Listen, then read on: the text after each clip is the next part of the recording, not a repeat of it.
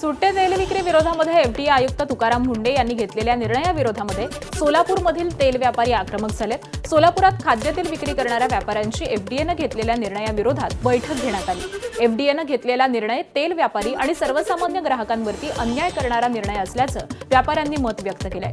खाद्यतेलामध्ये भेसळ असल्यास कारवाई करावी, पण सुट्टं तेल विक्री बंद केल्यामुळे छोटे व्यापारी अडचणीत येतील, असं व्यापारी म्हणाले।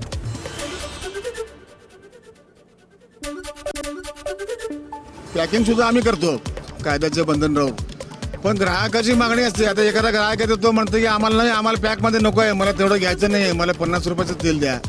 पण ते 50 रुपयाचं तेल पॅकिंग करू शकत नाही आम्ही, आणि ते परवडणारं पण नाही। तर ते स्वतः घरातलं किटली घेऊन येतो आणि त्या भगोणीमधले वरचं झाकण काढून वास बघून तो निकलपणे तेल बघतो, आणि त्याला जे कुठलं शुद्ध आणि चांगलं वाटतंय ते तेल मागितल्यानंतर आम्हाला त्या ग्राहकाला द्यावंच लागतंय। लूज म्हणजे अशुद्ध नव्हे, तुम्ही अशुद्धचं पॅरापॅटा ठेवणं आम्हाला मान्य आहे। लूज म्हणजे अशुद्ध हे डोक्यातनं एकदा काढा।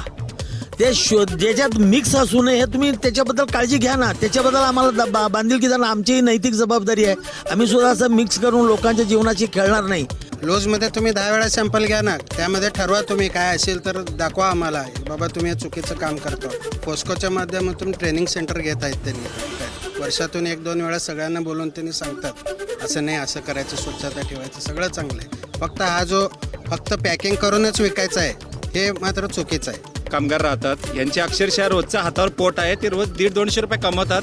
10-20 रुपये तेल मागायला आमच्या दुकानला आलं तर आम्हाला त्यांना परत पाठवावं लागलं आहे। रोज तेल खरेदी असं आहेत, रोजच्या रोज ते करून खाणारे लोक आहेत, त्यांना 100-150 रुपये पगार त्यांना भेटणार, मग ते येऊन मग ते काहीतरी थोडं तांदूळ घेणार, थोडं 10 रुपयाचं तेल मागणार, अशा लोकांना परत पाठवायची वेळ आली आहे। बेसळचं तर आमच्या विरोधच आहे, पण प्रामाणिक वापरून त्रास देऊ नका।